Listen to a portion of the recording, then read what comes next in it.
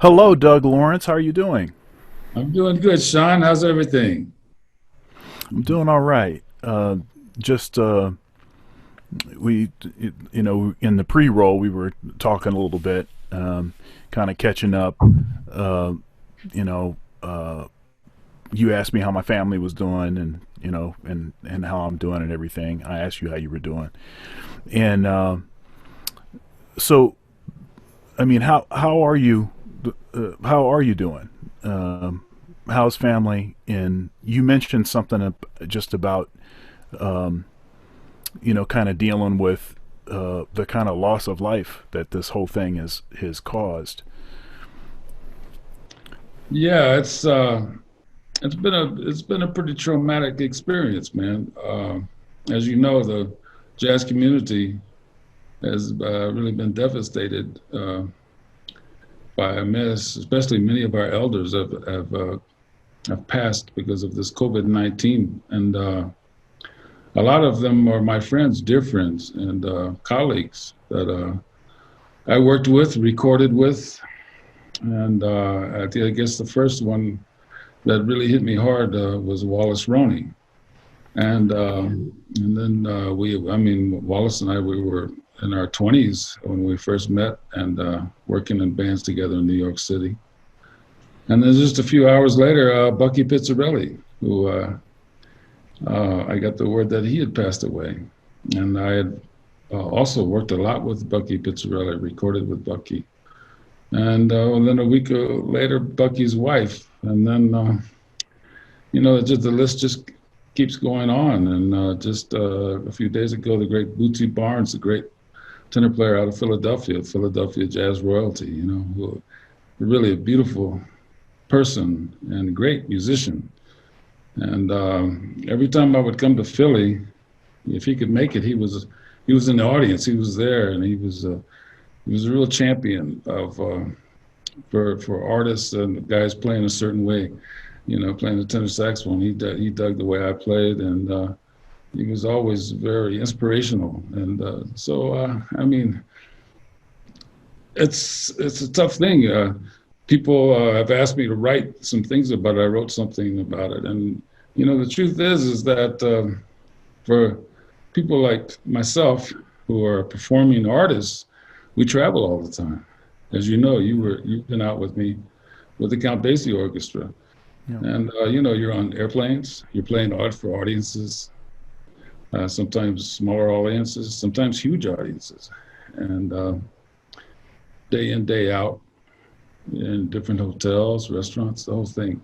And so it's really, you can get run down out there, as you know, uh, not too much sleep, a couple hours sleep, and then you're back on the plane.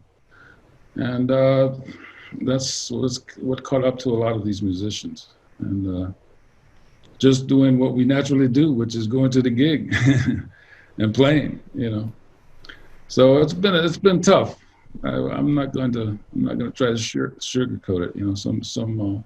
Some days are tougher than others, but you know, as far as my own family, my wife and kid living here with me, we're all good. Well, we've been at home now for about 5 weeks. You know, and my sisters are good. My extended family, everybody so far is good. Which thank God for that. Yeah, definitely. Thank God for that. You know, uh, I just it's you never know how much you love something until you can't do it. Right. You know, and and yeah, this has been. Uh, I mean, and you see a lot of artists. I think because they feel a burden to still be able uh, to play for an audience. So you have a lot of artists that are doing things online, and that's cool. I'm with that. I'm trying to do some more things online myself, but there's no replacement for being at the gig, with an audience and interacting with the audience and um, you know something that's been going through my mind a lot over this whole thing is matter matters. You know, physical proximity to people matters. And yeah, interacting with people. It's great that we have the technology to be able to do something like this. This is wonderful, you know, Yeah. and it's great that we have the technology, social media, and YouTube and everything to be able to still, you know, so to speak, send the message, you know, across the earth. That's beautiful, but it's just not the same. It's not the same as being there with folks. And so I have to say, I can't wait until you know, that happens again. Yeah, me too. I mean, the kind of musician I am, you know, when I was young, when I first started, I was playing classical clarinet, you know, from the age of 8. And, you know, I was really spending a lot of time on the clarinet, you know, 4, 5, 6 hours a day. And, you know, by the time I made it to junior high and high school, I was playing the Mozart clarinet concerto. I was really practicing a lot. And then as circumstances would have it, my father, I'm the last of 6 kids. My father was a band director, but, you know, a school teacher, you only make so much money off that. So at night, he was gigging, and he got me an alto saxophone and took me on the gig. And I mean, the first night, that was it for me. You know, not only did I make like $50 cash, you know, I was making $5 mowing lawns. You know, I mean, here I was making $50 at the age of 13 or 14 a night. And it was really amazing for me. It was an epiphany. And that, you know, that gig turned into one night, 2 nights, then 3 nights a week. And that's how I was raised, really, you know. And needless to say, I stopped practicing the clarinet so much. I started practicing the alto at home, but I couldn't wait to get on that gig, man. You know, and it was a great band. It was dance music and playing for people dancing, and it was just swing, man. You know, it was playing great standards, and what happened to be, you know, when you're a kid, you don't realize how great the band is, but the older I get, I realize really what fantastic players there were in my father's band. And so for me, that's been my whole life, is performing. Luckily, you know, I've been blessed that way. And so for me to be home, you know, honestly, man, I've been doing everything but playing. I've been working on my house, been cutting down bushes, trees, you know, all this stuff I've been wanting to do, or should have hired somebody to do, but just to keep my mind off what's going on, you know. Yeah, you know, I talked to Carmen Bradford did one of these Oh, wow. interviews, and that was great. She's such a good person. She really is, man. I love her. Yeah, she's just every interaction that I've ever had with her, yeah, she's just. I mean, as great as she sings, we all know some great singers that don't have great personalities. That's for sure. We all know that, but that's just not the case with her. So anyhow, but in her in the interview with her, she was talking about how she's busy doing a lot of stuff around the house, you know, and you know, me the same thing. You know, lots of stuff around the house, and you know, I'm teaching at Ohio State and stuff, and student. So I'm down in my bunker, down in my basement, my studio, interacting with students. You know, much of the day. School's about to be out. Yeah. Conversations that I'm having with students, you know, it's just like I'm really concerned about their headspace, you know, and I think generally, they've been pretty resilient, and they're just adjusting and doing what they feel like they need to do. You know, I keep encouraging them to, you know, follow the rules and all that kind of stuff. Right. But I'm really concerned about how this sort of prolonged quarantine psychologically can affect people. Anxiety and depression, even stuff like not being able to go to the gym, which a lot of people really rely on as far as being a powerful stress reliever. Yeah.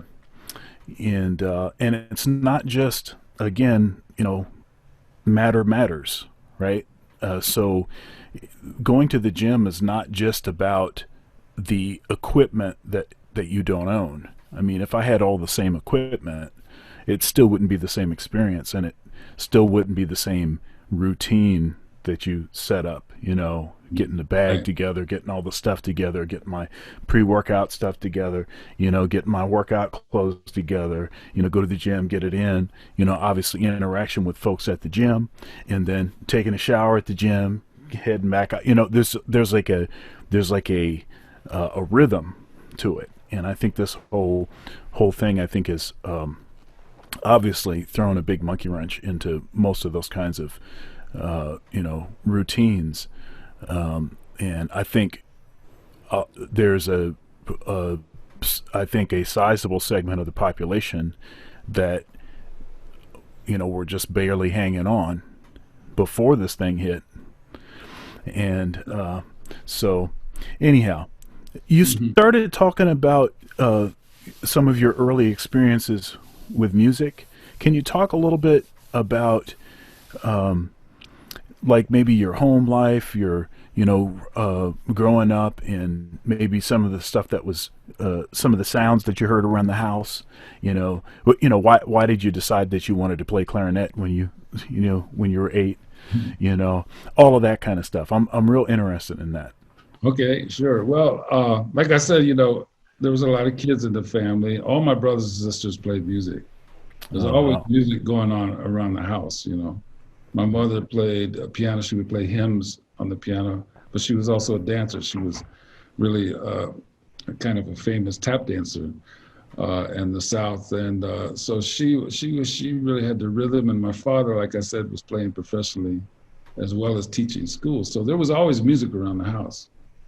And my father was teaching high school band at this place, and I was in first grade.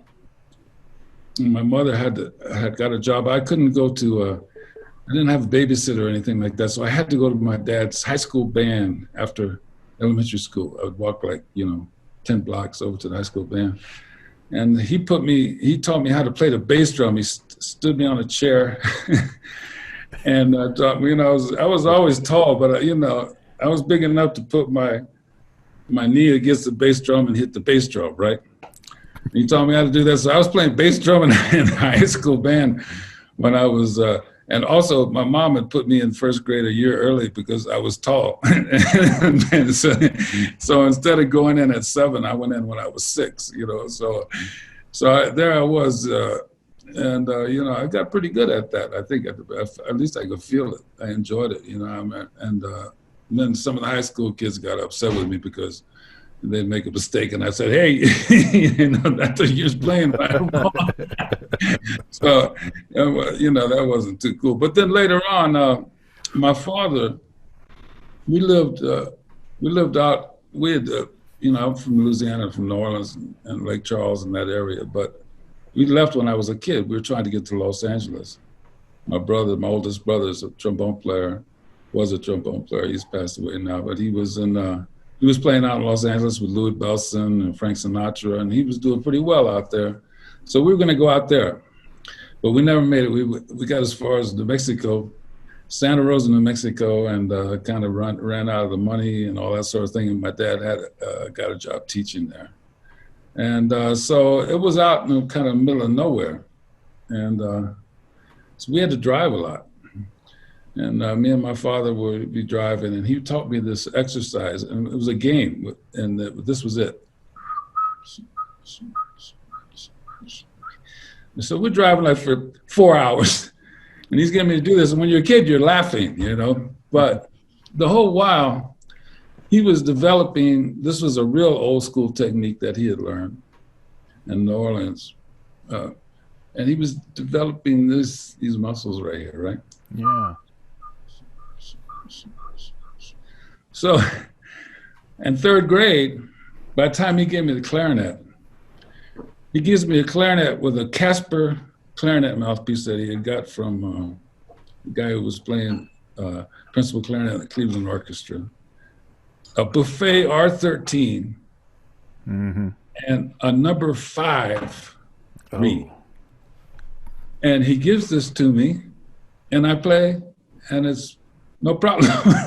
No problem, right? So I go into the first day of band, and the band director is going like this, every squeak, squawk, blah, blah. He gets to me, I go, boom. I hit this A440, and he jumped about 3 feet off the ground. So that's how I got started, man. I mean, there was always music around the house. My dad's main cats were Lester Young and Charlie Parker and Johnny Hodges. My mother's favorite singer was Billie Holiday. When they recorded, so we had those records playing. I thought everybody. It wasn't until I went to my neighbor's house, I heard some other type of music. I thought everybody was listening to that type of music, because that was being played all the time at my house. I went to a friend's house and they were playing mariachi music, my Mexican friend, I'd never heard that, and but they weren't hip to Lester Young, so that's how all that started for me, and I that development, and then as I started developing clarinet, I started playing the Closet book. Oh yeah, yeah. The Closet book. Oh yeah. I mean, you're unbelievable. When I see you play anything, I'm just my jaw drops. But when I was young, I mean, your technique, you're on Duke Ellington is his birthday today, but he would say you're beyond category. You're in your own thing. So. Oh man, thank you, man. But Dig, man, we'd play this Closet, and then we start doing those duets. I come home running home from school, and after dinner, we play duets. Me and my dad, clarinet duets, and that was really that foundation that my father gave me at that point, from the age of 7, 8, up until I started playing the alto when I was 13, really was a whole foundation that I've carried throughout my life, and then of course, how it is with you have to loosen up for the saxophone and the tenor. So that's a whole nother thing that happened to me along the line too, Yeah, it's interesting. It seems like well, it doesn't just seem like. I was talking to J.D. Allen, J.D. I interviewed him a couple days ago, Sure. And he started on clarinet, and then switched to alto, and then to tenor. That's that Coltrane, right? Coltrane. That's right. Oh, well, that's the way that everybody used to do. Everybody, that was the way to do it. Yeah, it's interesting. It's not it's not as much that way these days, like with kids starting instruments. First of all, it's like something that I notice is there's a lot of kids that they play a lot of instruments, but they can't play anything. I mean, they're not really that good on, they're just kind of dabbling at a bunch of stuff. And there's a difference between that and someone that plays, maybe, plays, saxophone, flute, clarinet, or whatever, but can actually play those instruments well. And usually what it is that they really spent a lot of time with one and got that together, and then started to do the other things. They didn't start working on this other stuff before they could even play the first thing. Okay. It's kind of a different thing. But yeah, so who are your influences? Who are your big influences? Who, when you, is there anyone that you still feel like you're kind of channeling? I mean, you sound like you. I mean, it doesn't take, but one note for me to know it's you playing. You have that that identity in your sound. It's very personal. But is there anybody that you still feel like this particular guy is still stuck in my ear? Well, I guess, Prez is always there, but along the lines, I really have been influenced by heavily by different guys such as Wardell Gray, Dexter Gordon, Gene Ammons, Paul Gonzalez, Ben Webster, Zoot Sims, and I went through long periods of my life. People that have known me and that knew me in New York, I might go through a period where I was really channeling Paul Gonzalez, or I was really channeling Prez, or then I met Dexter, and then I got hip to Gene Ammons. You started kind of hearing all of that in my playing, but when I was young, the guys that I was working with, the guys that I was working with in my dad's band, they would always say, you have to sound like yourself. You have to develop a tone, and you have to sound like yourself. And also, since when I stand up and play solo, if I started playing a bunch of, just something that I thought didn't mean anything. I'm just a kid. I'm just trying to run some notes. They'd pull my coat, and I'd have to sit down. That could happen in the middle of a solo, So, when I was young, I mean, one of the biggest influences was the Count Basie Orchestra, because when they would come on the TV, they might be on Ed Sullivan or something, and my dad he'd turn it up. We'd get about this far from the TV, turn it up as loud as it goes. We sit there like this, and Lockjaw would be on the band, or somebody, Frank West or somebody, and he says, "See, son, that's the way the tenor's supposed to sound. See, Marshall Roy would be playing leads. You see, son, that's the way the alto's supposed to sound. Blah blah blah." So that was always. I used to go to bed at night dreaming that when I was a kid, I'd dream, someday I'd be in the Basie band. And lo and behold, I was in Las Vegas, Nevada. My brother Tilly, my other brother, the trumpet player, was also passed away. But he was there. He had been playing with Elvis Presley for a long time and different bands. And I went there to see if I could try to make it. I was pretty young still. I was about 18. And Lockjaw was there, living in Vegas, and there was a club called the Tender Trap, and I used to go sneak into that club and listen to all the guys, Frank Rosalito and Carl Fontana playing together, Lockjaw, Vito Muzzo. There were all these guys, Sammy Noto, James Moody was playing over at the Hilton. All these guys were living in Vegas and playing, and they would play sessions late at night at the Musicians Union Hall, and they would also play at this jazz joint called the Tender Trap. And my brother played a trick on me. My brother Tilly played a trick on me. I needed a gig. I was working at a plant nursery, selling plants, and I was young and strong, so I was carrying stuff around and everything. And so he says, "Look, I got an audition. I want you to come to the gig tonight. And you think you can play better than the tenor player that's on the gig, you got the gig." So I'm like, "No, I'm all dressed up, man." And they put me right in the front row. I never will forget this. And it was three shows. It was the Sassy Class show, which my brother Tilly was on. Alex Acuna was playing drums on that. It was like Bruce Fowler was a great little band. And then it was James Brown's band, Wayne Cochran's band, and B.B. King's band. That was the show. Those 5 bands, and so sure enough, B.B. King and the tenor player was on B.B. King's band that night, and so I'm sitting there, and this tenor player comes walking out, and the stage moves out right to me. I'm looking up, and this cat started playing. I never heard anything like that. I mean, spit was flying. I was like, It was lockjaw. It was Jaws. They had set me up, man. And you know, I was like humming. You know, there was no way I could play better than this cat. I'd never heard anything like that in my life. You know, you know, went backstage after the thing, and everybody was laughing. I had a nice laugh at my expense.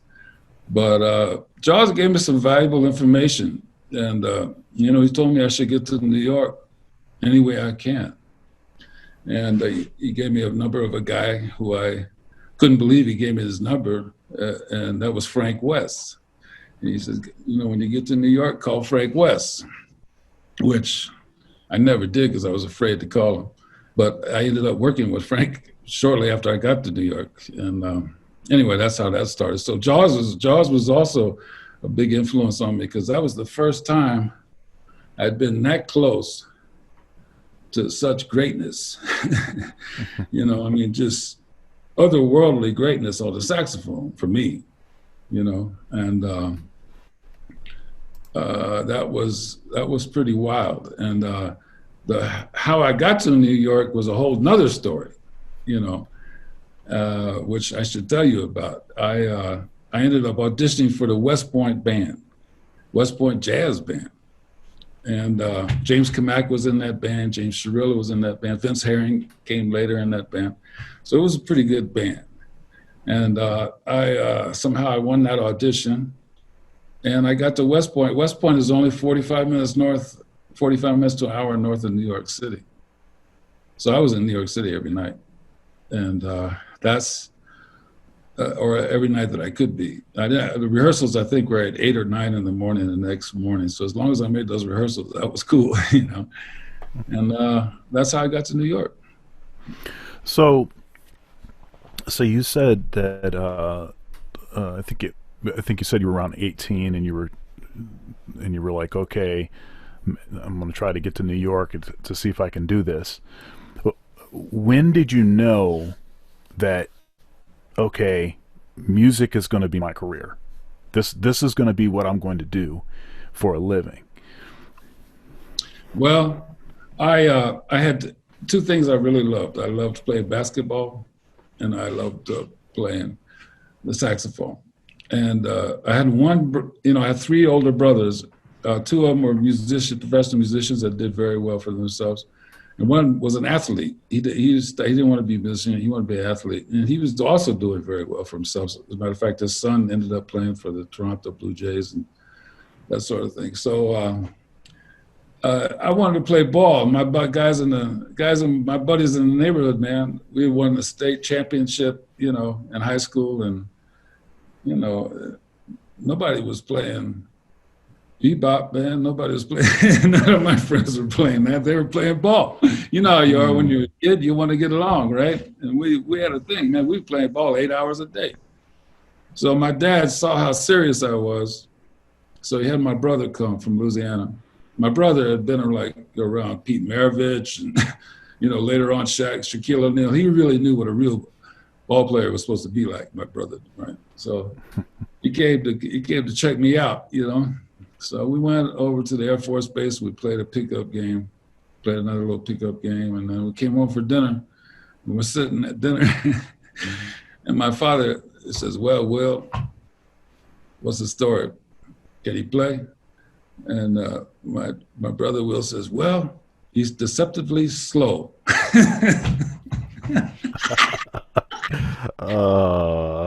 Yeah, man, that was it.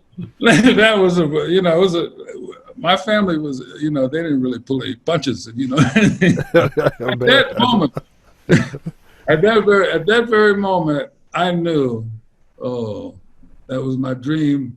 I think I better go start concentrating on music. And I loved the music, and it came naturally, and I had a great time doing it, man, you know. And I was, like I said earlier, I was so lucky to be working almost all the time, man. I mean, I got to a point where I was working like 350 gigs a year once I got to New York and got out of the Army and into New York, working the scene, you know. And working, I mean, I'd go on I remember Mel Lewis, the great drummer, Mel Lewis got me on a bar mitzvah once. And I get there, it's Roland Anna, George Duvivier, Johnny Carisi, Mel Lewis, and me. That was the bar mitzvah. And it turns out I was subbing for Zoot Sims. You know, I didn't find out that till later, or else I would have been too scared to play. But I mean, there was those kind of things happening in New York at that time. I got there, and that was 1978. You know, and when I got to West Point. So, you know, I mean, it was a dream come true for me, really, getting to play with those guys. And like I said, shortly after I got there, Frank West called me. I started working with Buck Clayton, the great Buck Clayton, you know, and his band, which was an unbelievable band. Eddie Jones was in that band playing bass, and Frank West was in that band. It was just wonderful. And seeing all these guys and sitting next to them and learning every night, you know, it was really something. Mm-hmm. Yeah, I mean, to play with the folks that you played with. I mean, what were some of the? I mean, pretty much everything that you just said is like a highlight.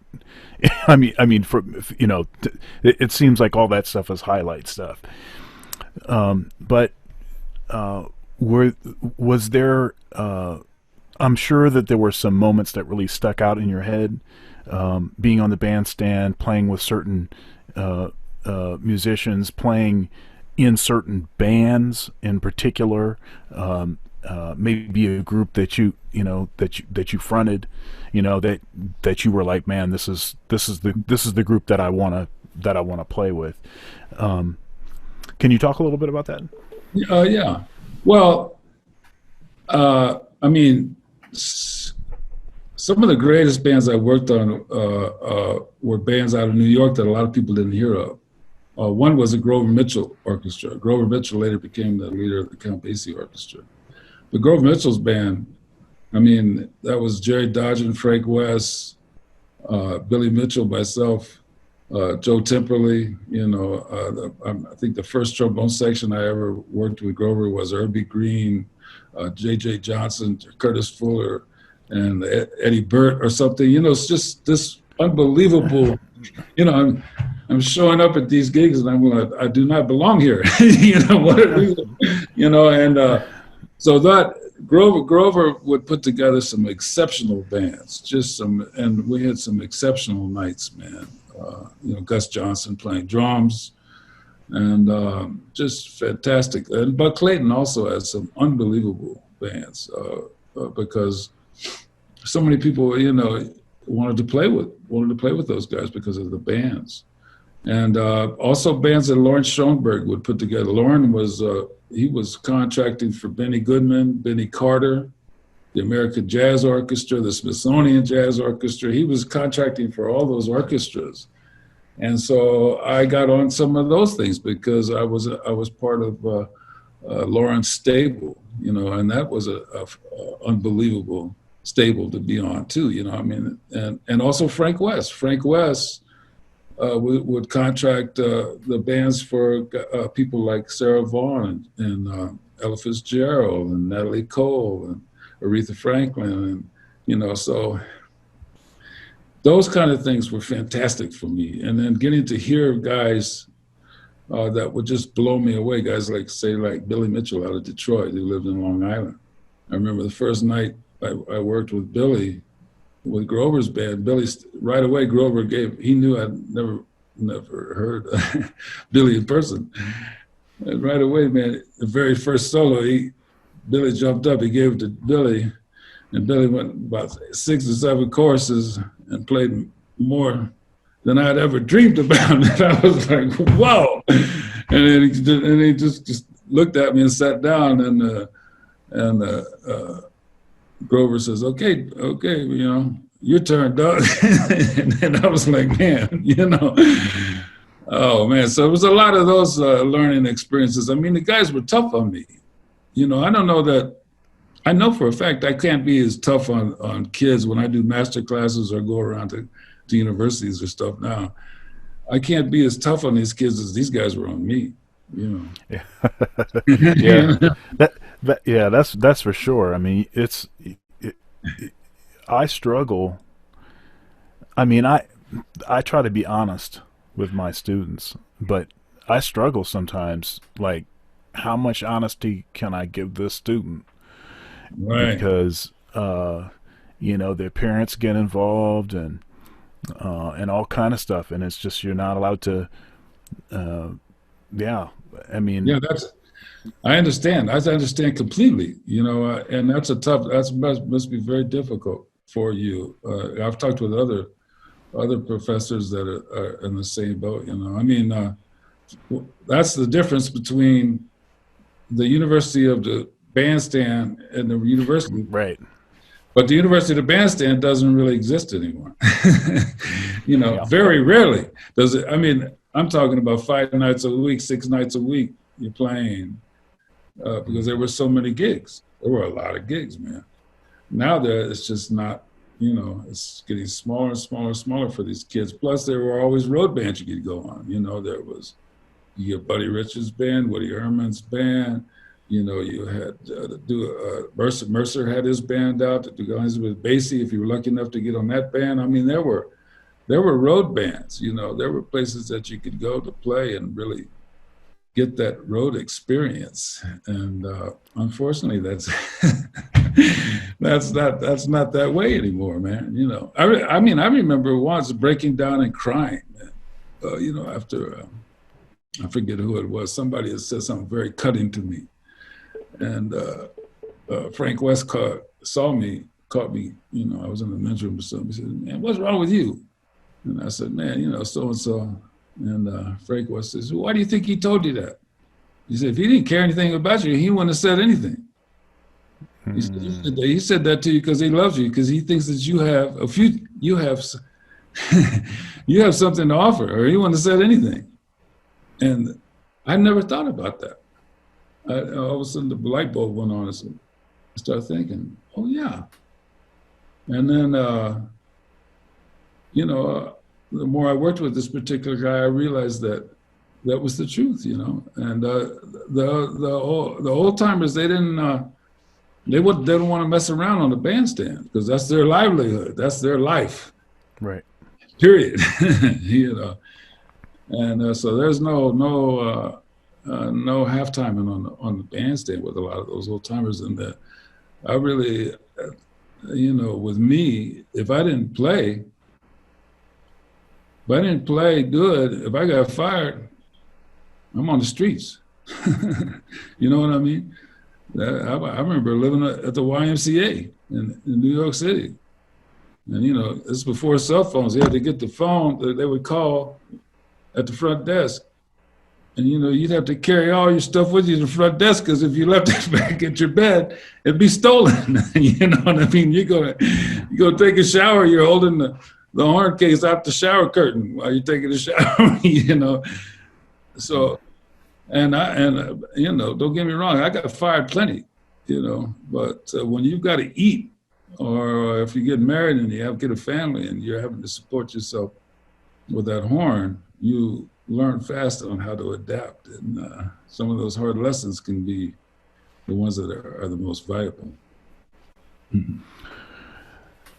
I was trying to think about when we met. I think we first officially met a few years ago when I got called to sub for the Count Basie band in Cleveland. That's right. I remember that. I'll never forget that. We were at that great club there, Nighttown. Yes, that's right. Yeah, and for a sub, and I talk to my students about this. You got to get your reading together, and you need to be looking at a lot of music all the time. If you have a gig or not, you need to be looking at different charts. You need to be, you got to do that. Yeah. And of course, you need to be listening, because so I showed up for the gig, and we did like a run through of a few things, and there's some hair on some of them charts. There's a lot of hair on those charts. That's right. Yeah. Plus, it's been the same book for a long time. Mhm. At least the legibility, or not so legible, of some of the charts is evidence of that. Missing parts. There's a hole where those two parts are supposed to Yeah, be. yeah, right. And so, you know, uh, but it worked out. But it worked out. A lot of the Great reason that it worked job. out. Wow.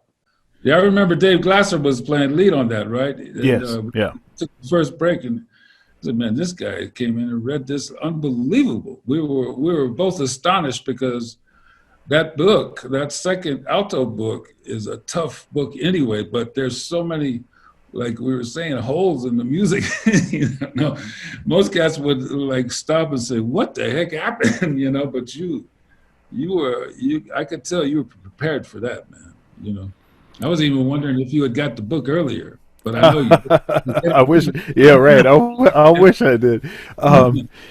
But thank you for saying that. I appreciate it. But did. but but what I wanted to say was, you and David were so gracious.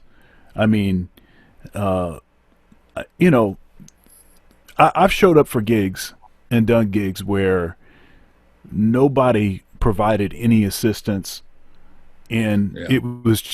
it was like a real, and I did what I needed to do, you know, but you guys were like, hey, watch out for this right here. This is totally written wrong. We're not going to play this rhythm this way. We're going to play it this way. I mean, you really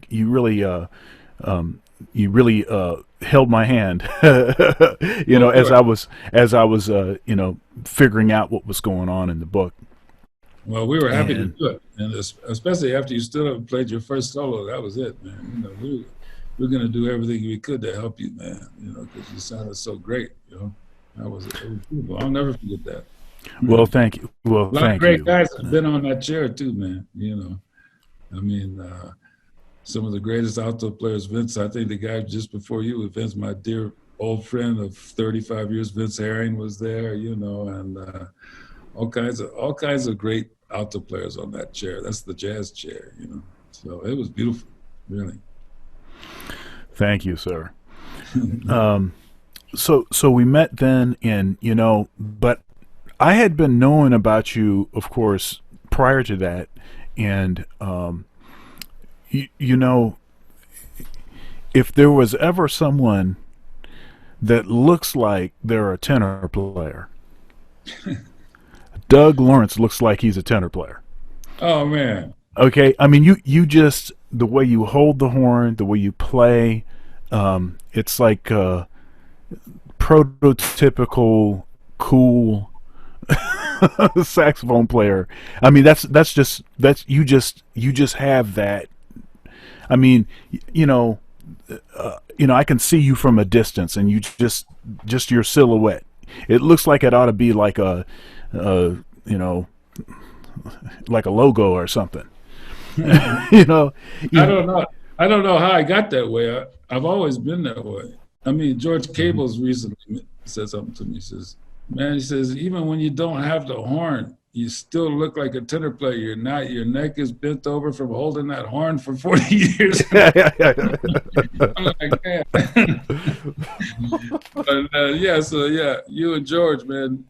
But you guys aren't the. I never, when I was young, my brothers used to tell me to practice in the mirror, and I did it maybe twice. I never did it. They were trying to get me. My brother was trying to get me ready for some studio stuff, and I didn't. I wasn't really into doing the studio. I wanted to play live. I wanted to get a big full sound. So I never really watched myself or anything, play. And even to this day, I remember all the cats on the basic band were getting. They're getting like cameras that they were putting on their stands, Mhm. and or no, first they got just the audio, and they Oh, recorded. right. Man, the first time I did that, I got so depressed by the way I sounded that I took the. We were in Japan. I took the camera and I threw it in the moat surrounding the emperor's palace in Tokyo. And then later, one of the cats, I forget who it was, Cleve Guyton or somebody, had a camera, and I'm like looking over, you know, I'm like, wait, get that thing out of here. I'm definitely, I still haven't really gotten good at that part, you know. I mean, this Zoom thing, I've been doing a few master classes. I'm getting used to this. This is cool, you know. But as far as just like really seeing how I play or anything, I don't really pay any attention to that, man. You know. But you know, there was two things I wanted to mention real quick. Sure. Going back, you had said something about there's some time in your life as a kid or someone, you know, when you get really good on an instrument, you spend a lot of time on it, on at least one of those instruments, right? Yeah. Really a lot of time. And Vince Harrion and I were doing a clinic together once. He said the same thing. He says, you know, he put it a little more bluntly. He said, we had a big, huge audience. He says, most of you are not going to become professional musicians like me and Doug. And the reason is because you didn't become obsessed with that instrument at some point in your life. And he talked about when it happened to him. It happened to him in high school. With me, it happened to me in junior high and high school. And I never thought about it. So that was, I wanted to mention that before. You're right on the money with that. That's there's some time in your life where you're gonna be spending a lot of time with an instrument to get to a certain level. There's no doubt about that. Are you familiar with the book Outliers by Malcolm Gladwell? No, but somebody else mentioned this book to me. I can't remember who it was, but I haven't read that book yet. It's very interesting. So the research basically, so he's a Canadian, mm-hmm. And he noticed that there was a disproportionate number of Canadian hockey players that were in the NHL, and so he was like, oh, you know, I wonder why this is. I mean, so he discovered that they have a particular system where, say for instance, I don't remember the exact age, but say if kids can start taking hockey lessons when they're 4, he noticed that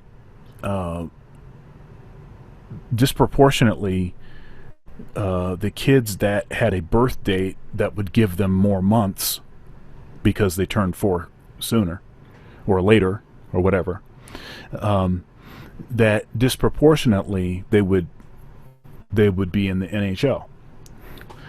And so he started to see if that the same phenomena existed other places.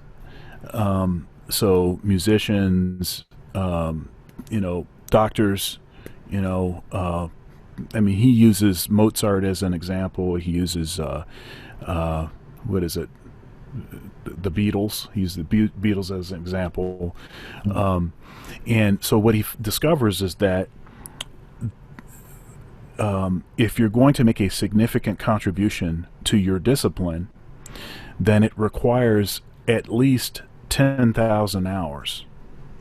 Wow. 10,000 hours of practice, of cultivating, you know, of shaping that craft. 10,000 hours.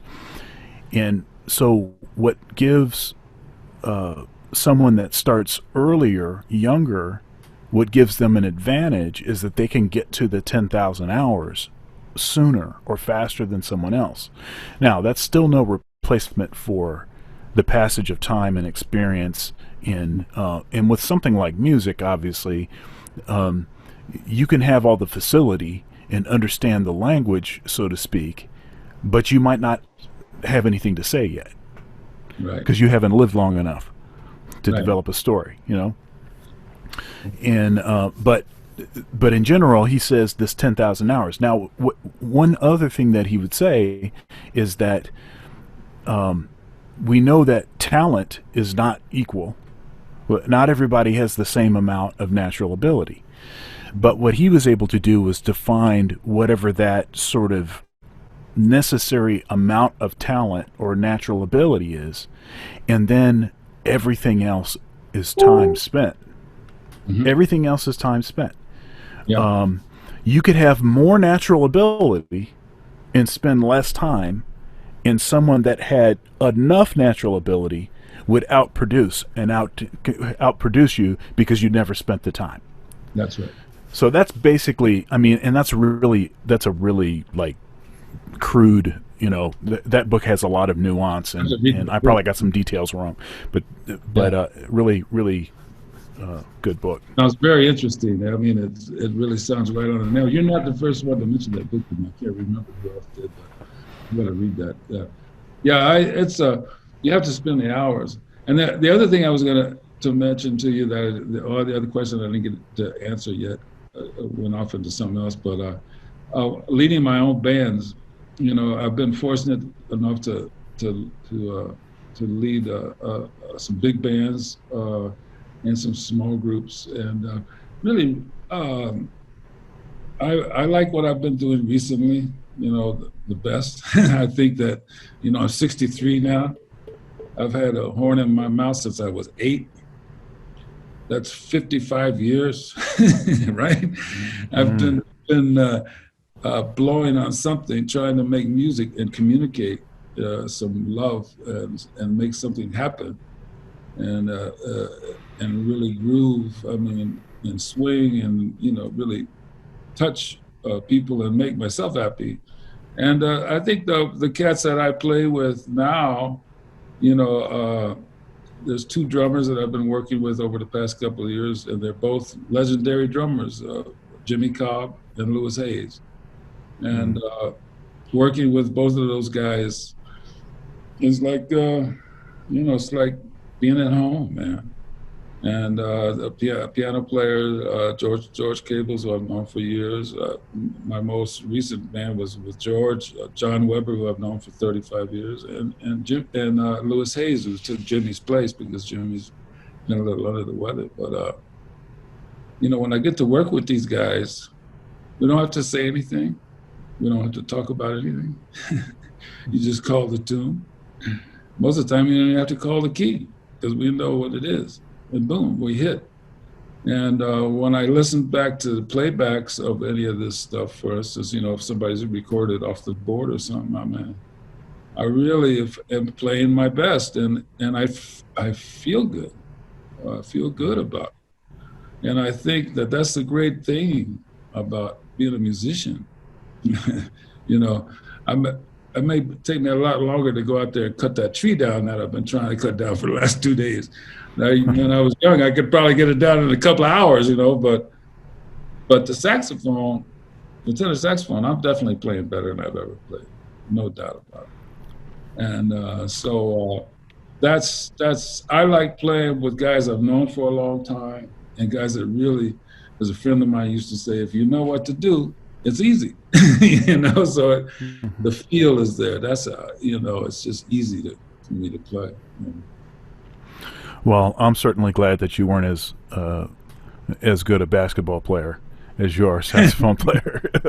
In my dreams, that dream didn't come true.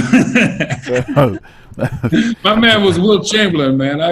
I mean, all my buddies, they would love Bill Russell. I love Bill Russell too, but I was Wilt to Stilt all the way, baby. That shows you how old I was. I mean, or I am actually. But that's I like to groove, man, and I like to get a good tone, and I like to I like to play the blues and standards. Now I've seen you with a variety of different, like I've seen you have like 2, like, or a couple different like reed cases, and like one box will be a reed case for a particular mouthpiece. Right. So they're paired up to the. Before this started, just before we got hooked up, I got them sitting right here, man. I got 2 reed cases. I got one. I said, well, what am I gonna? If I happen to play some, what I'm gonna do? And then, so like I got this one. Mm-hmm. I got the Performance 7-star, but that's usually for Autolink, or the Big Berg, which is for like 120 opening 9-star. Mm-hmm. Hard Rubber Berg that a guy gave me at Ronnie Scott's.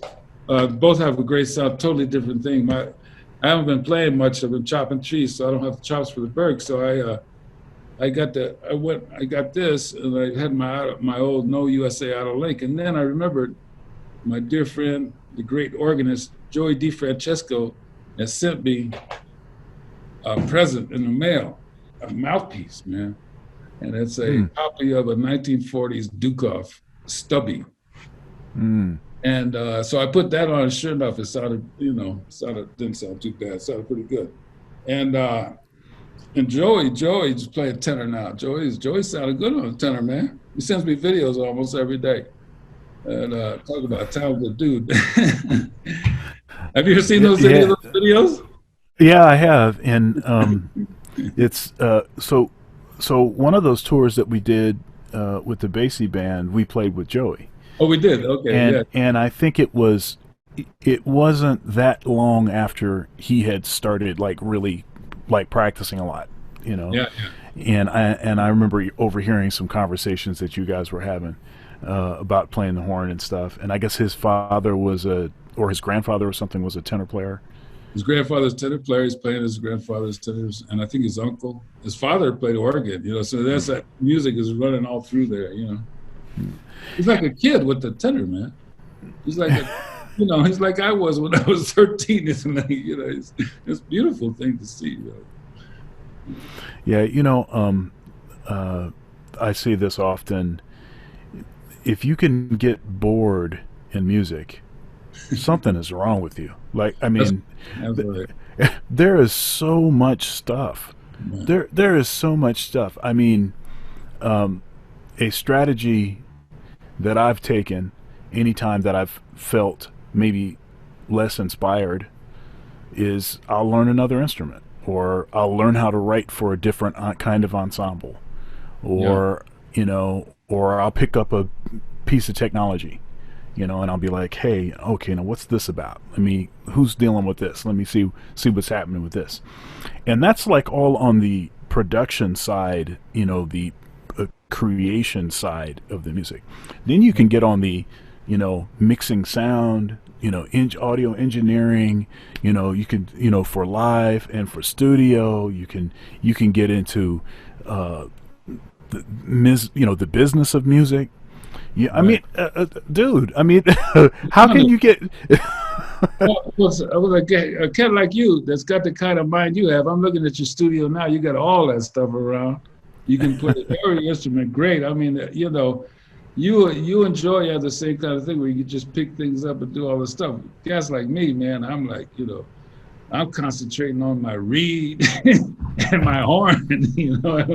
What kind of tone can we get today, man? Let me start with the tone first, and then then we'll play some tunes. I mean, that's what I do because I'm so used to working.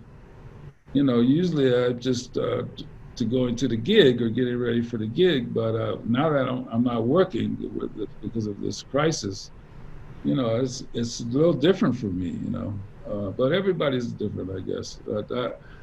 But when I took the horn out, honestly, I had taken the horn out of the case in 2 weeks since my last masterclass I did for Christian McBride's thing in Jersey, the kids' house. I took it out then and played it. I hadn't taken it out, but I took it out about a half hour before this with you. And man, it felt good. It was a little rough at first, but after about 15 minutes, it felt really good.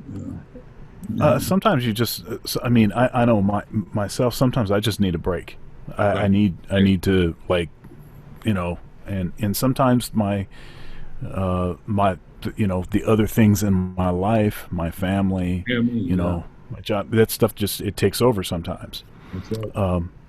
So there's two things I wanted to ask you. This seems like it's kind of segueing into that. Mm-hmm.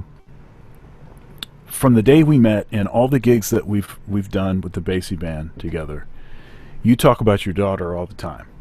Yeah, Lila. You talk about your daughter all the time, and it's beautiful to me. I have a son. He's 6, and beautiful boy. Beautiful. Yeah, yeah, he is. But this business can be really hard on maintaining, those kind of positive relationships. And one thing I noticed also is that you were calling her frequently. We were on the road, and you're calling like all the time. Yeah. Can you talk a little bit about family and maybe some things that you've had to do or decisions you've had to make to try to keep that thing happening? Sure, I'd be happy to. First of all, your son. I mean, I think one of the first things when we first met, we showed each other pictures of our wives and kids. And, That's right. That's right. Beautiful wife and beautiful son, you know. And well, you know, I waited a long time to have a kid because I was out touring all the time. I saw a lot of other musicians that were out all the time, and things weren't necessarily that cool at home with their kids because they were gone too much. So I waited a long time to have a daughter. I was 50 years old, you know, and now Lila's 13. It's the greatest thing I've ever done. Period. I mean, I'll never be able to do anything better than that. First of all. Second of all, you realize that for me at least, I've dedicated everything I do has a whole new meaning. It's dedicated for her. In other words, when I stand up to play, you know, a solo on a tune I've played 400 million times with the basic band, well, then there's something for me to besides the trying to make it new every night from all the great tenor players that came before me, but now there's something new. There's my daughter. I've got to do something, you know, and I carry her with me with everything I do, anything I do, really. I mean, the whole reason I'm really chopping the trees down in the backyard is to make a bigger area for her to play volleyball, you know, to do so she can. Everything I do really is for her. I don't. And I realized that, you know, that's what my parents were doing for me. And we didn't have a lot of money. You know, you don't have to have a lot of money. You just have to have the love, and you have to show them that you're thinking about them and you love them. So when I'm on the road, I'm not doing it because, you know, I have a schedule. I got to call Lala. I got to call Ida. I'm just thinking something. Okay, let me call her. Let me see how she's doing. You know, sometimes, you know, that's a great thing about technology. You know, say we're playing with somebody like Patty Austin or Aretha. You know, Aretha's passed on, God rest her soul. But when I was playing with her or something, I might get that phone out, you know, and be playing with one hand and holding the phone so she could see what's going on the stage, you know.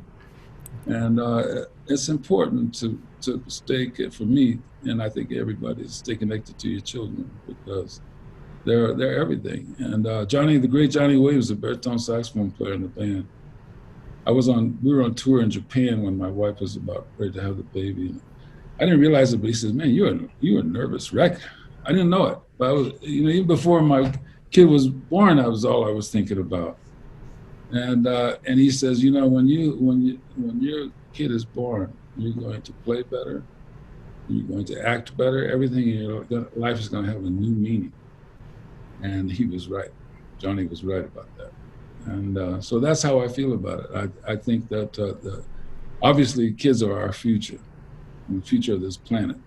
And we have to show them as much love and much encouragement as we can. Thank you for sharing that, man. It's an unfortunate reality and there's a lot of questionable history, you know, jazz history with respect to families and maintaining those kind of relationships. And so it's a beautiful thing to see that you have that as such a primary kind of thing. I feel the same way exactly. I came from a family that had that kind of structure and those kind of values, and you know, I feel like that's my responsibility. In the most real sense, and you know, just reality. Everything that I have, my son will inherit. Right. Everything that I have, it's all going to him anyway. Right. You know what I'm saying? Yeah. You know, my dad used to son, I know what you're going to do before you're going to do it. And I didn't know what he meant, but he had lived, he could see me getting ready to do something. And he said, oh yeah, and I'm kind of that way with my daughter, I can see, I'm teaching her to drive now, even though she's a little too young to drive, but, we're in quarantine, there's wide open spaces. Yeah, right. You could. I learned when I was 13. I see her driving and I'm flashing back to when I was 13. She's getting ready to make the same little mistake I was going to make, and it flashed back to my father saying, son, I know what you can do before you're going to do it.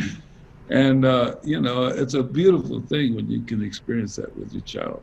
I think it's the best thing in the world, really. And and the other thing I wanted to ask you about is about practicing. So, that's it's one of the things about this music. Well, it's one of the things that. So you were talking about basketball and being an athlete and everything, but there's like a shelf life on that. That can't last for very long, right? That's right. But the music thing, that you can be still getting better all the way until the day you die, and it is like one of the more incredible. It's just such an incredible thing to be able to spend time in on something that you're going to be reaping the entire time you're alive. That's just, especially for a saxophone player. Yeah. And and in my mind, I practiced, I've put a lot of hours in, but when I was younger, of course, I had a lot more time to practice, because there's responsibilities and everything, and I'm getting older and all that. So I don't. When I practice, I don't practice the same stuff that I was practicing. I mean, I practice some of the same stuff, but like if I have already worked out all my major scales or something, I'm not going to say, okay, now it's time for me to practice my major scales. I can do that. Yeah. My question for you is, what are you working on now? What are the kinds of things that you're interested in, that you're trying to get happening in your playing? That I heard you say that you like some of the latest stuff that you've done has been some of your favorite stuff that you've played, and you feel like you're playing better than ever. Yeah. How are you measuring that? Like, what do you feel like is getting better, and what are you doing that's causing that? Well, I think just like you said about that 10,000 hours. Well, I mean, I know I've gotten way over that. If I've been playing for 55 years. I've had something in my mouth for 55 years, and trying to always, it was, and my father always was all about tone, time and tone. Duke Ellington wrote this tune called TT on Toast. And one of his more obscure tunes, but my father used to say, that means tone and time. I don't know if that's what it meant, but that's what he would say, So right. That's how I do it all my life. But now it's really come together, and I've really, I don't know if it's just after all those years of trying every different kind of way. I mean, I was at one time playing a 10-star mouthpiece, auto link, because the guys I really loved were playing those big mouthpieces, Lockjaw, Ornette Cobb, guys like younger guys like Scott Hamilton. And but Frank West says, man, your chops are going to drop. You're going to have a hard time. He saw something in my chops. So I came down to a 9-star, 9, 8-star, 8, 7-star. I don't go below 7-star. I keep it between 7-star and 9-star. So what I practice on, first thing I do is I get the sound in my head. I might listen to some Gene Emmons, or I might listen to some Dexter Gordon or some Coltrane or something, and I'm listening to it and I'm getting that sound. I'm really getting that sound in my head, and then boom, I go to the horn and I try to duplicate it. and I work and I start with that. Now, when I'm off, when I've been off like now, it's going to take me a couple of days to get my sound going. So what I will do, let's say I have 4 days off until my next gig. On my next gig, I'm playing, say, Dexter Gordon's widow was having me. Maxine Gordon was having. She is having me and George Cables and Lewis and John Weber do these Dexter Gordon tributes around the country. So I would, about 4 or 5 days before the gig, just really concentrate, listening to Dex, listening to those tunes that we were going to play. Have a list of tunes and then start playing those tunes.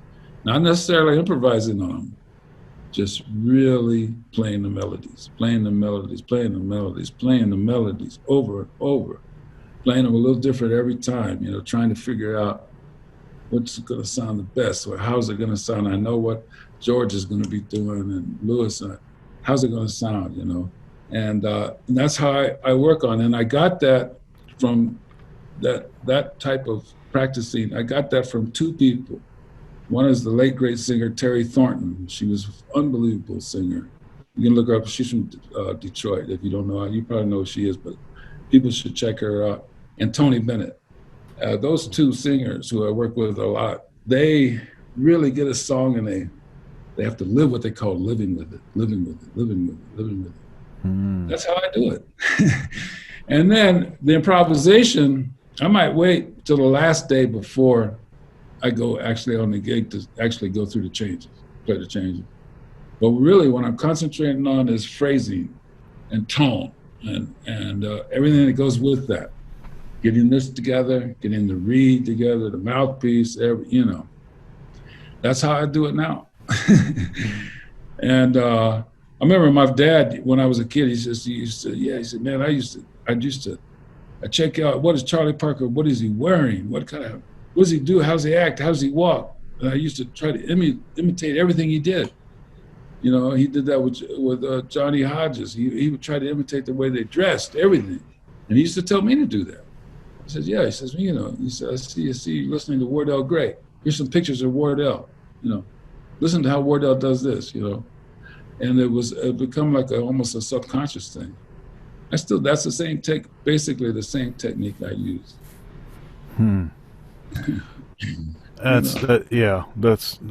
That's cool. I find myself sort of project oriented practicing, which is the same thing as what you're talking about. Right. You have this is the music I'm going to be doing. Okay. Right. Several days before, okay, let me get my mind right. Let me listen to reference recordings. Let me do X, Y, and Z. And, right. It just helps to make the music a little less mechanical. That's right. I feel like I've been marinating in it. That's right. Not just just trying to make it happen at the last second or something. That's exactly right. And if you don't, for me anyway, if I don't keep running through the changes, if I used to make the mistake of really just going through the changes and over, and then I get on the gig and I find myself playing something that I remembered I played the other day, and then it broke the spontaneity for me. I like to play. Yeah. I like to keep that part fresh. I just want to get the head together. But now with the coronavirus, I don't have all my work has been canceled, as everyone has. Mm-hmm. So, like tonight and the last time I played, I will play something that is totally off the top of my head, and then it will become an original later on. Something. And lately, it's just been very heartfelt thing. A kind of something therapeutic. Therapeutic, yeah, but also it's kind of crying. It's not happy music. Mm-hmm. It's beautiful music, but. So I do that. Also, I'll just play sometimes, and sometimes I'll come up with something that's worth keeping as an original. But it is therapeutic. That's what it's all about. So, what about the future? do you have some projects that you're maybe a recording project or something that you're looking at, or are you working on something that you want to talk about? And then also, with this quarantine, you know, it's a lot more time by ourselves and maybe an opportunity to be introspective. Yeah. Um, Maybe there's some uh, personal growth opportunities. You want to talk about any of that? Sure. Sure.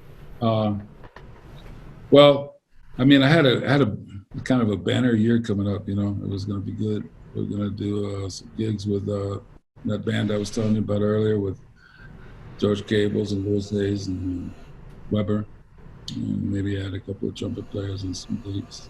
And, that was going to be fun. Maybe also do a recording, at Rudy Van Gelder's of that band. Um, Also, doing some stuff with Joy DeFrancesco, which has always uh, been something I've always wanted to do. And Joy and I have become friends, and he's been mentioning doing something, and maybe some do tenor stuff with Joy playing organ, and also with maybe him playing tenor. But and then I just the Basie stuff. It was the Basie band had some great stuff coming up. Um, I had some band at just kind of a fun band, organ band. I have a B3 here at the house, and had some gigs booked with that also. And I love doing that. So those were all really not only something to look forward to musically, but it was a way for me to make money, to make a living. Um, Now everything is up in the air, and it's not just me. It's everybody. I happen to live in a nice house in a nice neighborhood. I used to deliver papers in this neighborhood when I was a kid. I used to dream about living in this neighborhood, and I got pretty good. I started making some pretty good money. I bought a house here, and my neighbors are doctors and architects, and people that make good money. And I'm looking around, and a lot of them are in the same shape I am in. Except that the difference is, well, I shouldn't, maybe I don't know, but I know what it's like to be busted. I know what it's like to be broke. I know what it's like to have the people come to the house to get the furniture, and be in my mom's arms, and she's spraying them with a hose. And they call the police, and she sprays the police with a hose. You're not taking my furniture. All we got is horn cases and furniture. We're not taking the furniture. And so when you grow up, and things can be tough, money-wise, then you realize, at this point in my life, I thought everything was cool, man. Yeah, it was going to be a great, great year. And within a matter of 2 or 3 days, it was pretty much shot. And it makes me realize, brings me back down to earth, that everything that happens to me is a blessing when it comes to work and playing the saxophone. But the greatest blessing is that I'm here with my wife and my kid, and the three of us are healthy right now, because I've got some very dear friends that are in the hospital on a respirator right now, and they won't ever be able to see their family if they don't make it. God willing, they'll make it. So it's kind of made the playing field even for everybody. And then as long as I can stay away from watching certain people on the news who are living in a make-believe world, Yeah. or in my opinion, just downright evil. Now, I stay away from that as much as I can to keep a positive thing. But the reality is the world has changed, and it's going to it probably won't ever change back the way it was. Especially for performing artists and a lot of people, for everyone. But performing artists, I mean, My next gig on my books that hasn't been canceled yet is a 2,500 seat arena. How's that going to happen? How's that going to happen without a vaccine or something like that? It's not going to happen. Yeah, I was talking to Byron Stripling, Yeah. and we were having a similar kind of conversation about how, you know, it's, you know, even when this stuff changes, the numbers come down and people start coming back out their house and government opens stuff back up and everything. How long really is it going to be before you can play in a really big concert hall? And then what happens if, when you're at that concert hall, somebody coughs? Right. You know, it's just, there's just a, I think there's a, I think it's going to take a while for that to go away. But I pray um, for you, your family. I pray for all of us, our community, community of musicians, that this stuff can get turned around uh, sooner than later. Because one thing that I don't hear a lot of with the talking heads in the media and government officials and stuff is they don't seem to have any idea what this thing has been like for musicians, for artists, you know, for freelance folks. They don't. I don't think they have any idea. In most of the stuff that they are discussing, it seems like it helps. There's certain segments of the population that it seems like it's going to help, but it. I don't know. I don't know how. I don't know what they. And honestly, I don't know what they could do to do anything to make it better or to target. You know. They could make sure that all of the citizens of their country are taken care of, and Yeah. the citizens that need it the most, the ones that are the most vulnerable, should be taken care of first. Yeah. I mean, the sign of a great country is how do they take care of their least, the people that cannot take care of themselves. Not, in my opinion, the people that already have the money in the corporations. We've got Yeah. people. I drove by a food line here in Albuquerque, New Mexico. The other morning, I drove by it. Must have been 300 cars in that line already. That might be me in that line. That's why I drove by. I wanted to check it out. So uh, it's it's going to be an interesting situation, and I'm afraid it's going to get worse before it gets better. I hope I'm wrong, but as a community, we just have to really stick together and look out for each other, and look out for our brothers and sisters who can't look out for themselves. You know, that's the most important thing. we're all in this together, although some of these people don't seem to think that. Well, Doug, I appreciate you being so candid and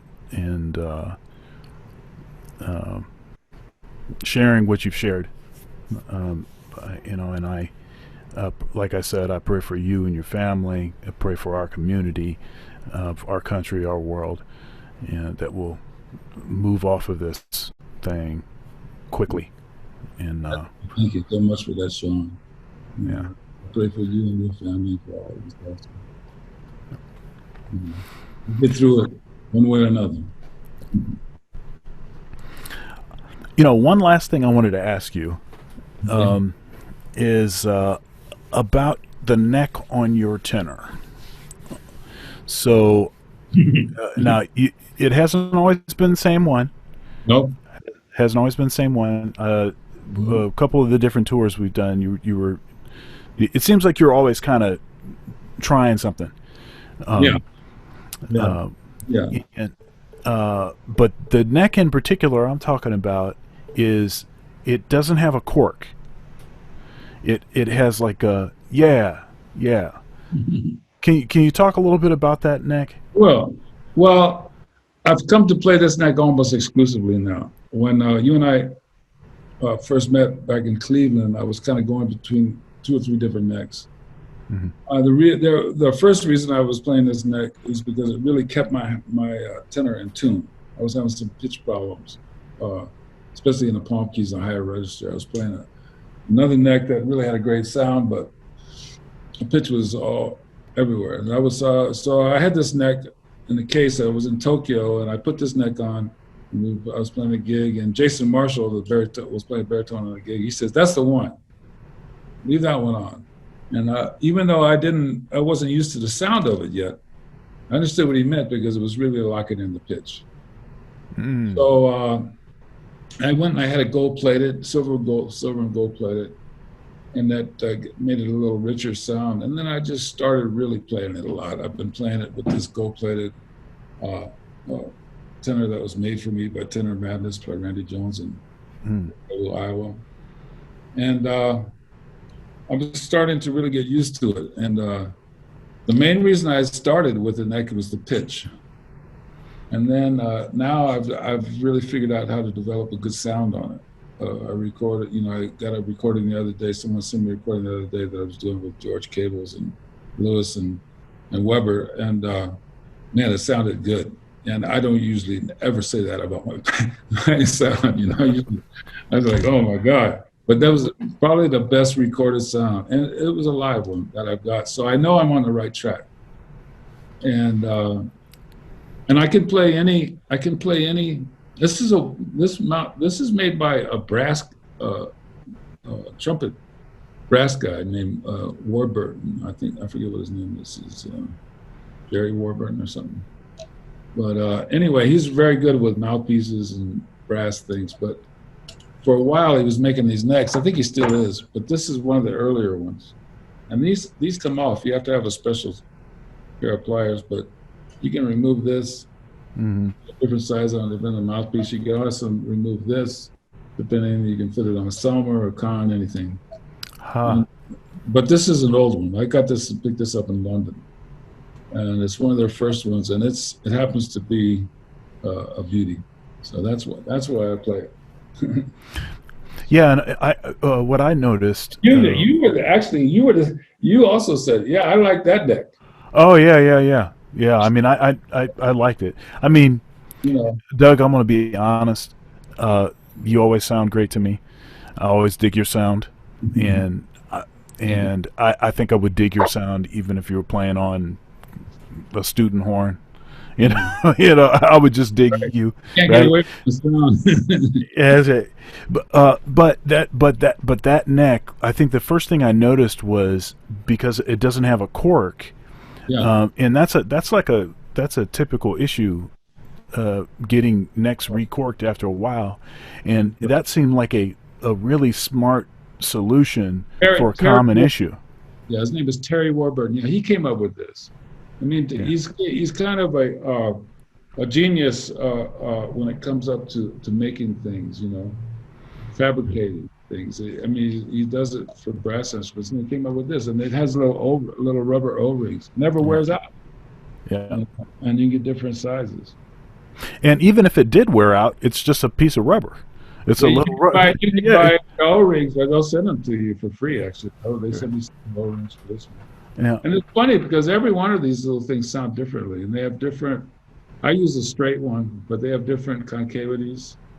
But this one is a 63. It fits these links that I play, but in the Bergs. But if I say this, check it out on this mouthpiece Joey DiFrancesco sent me, which is a retro revival copy of a Stubby, Hollywood Dukov Stubby. It's a little loose, so I might go to a 64, and it'll fit nicely. But it has I see. They all sound a little different, at least to me. Well, yeah. Doug, is there anything else? Is there anything else that you'd like to say? Well, I think the main thing I'd like to say is. I think that those students that go to Ohio State University are pretty lucky. to have you as. And I wish I didn't spend much time in the school systems. I was out gigging, but every once in a while I'd run across a great teacher, and the reason they were great is because they could really play. And that's I know there's some great teachers that maybe not the greatest players, but every great teacher I've ever met was a great player. And you, my friend, you are a great player, and all those students that are taken from you should really be happy and proud to be taken with you. And I hope that you have continued success, and I hope that we get to see each other and play together soon. Yeah, me too, man. Me too. I miss you, man. I miss you too, man. I really appreciate you asking me to do this interview. It's really made my day, man. I feel much better now. Well, God bless you, and I think we're going to sign out. Okay, Sean. Peace, baby. All right, you have a good one. Okay, take care.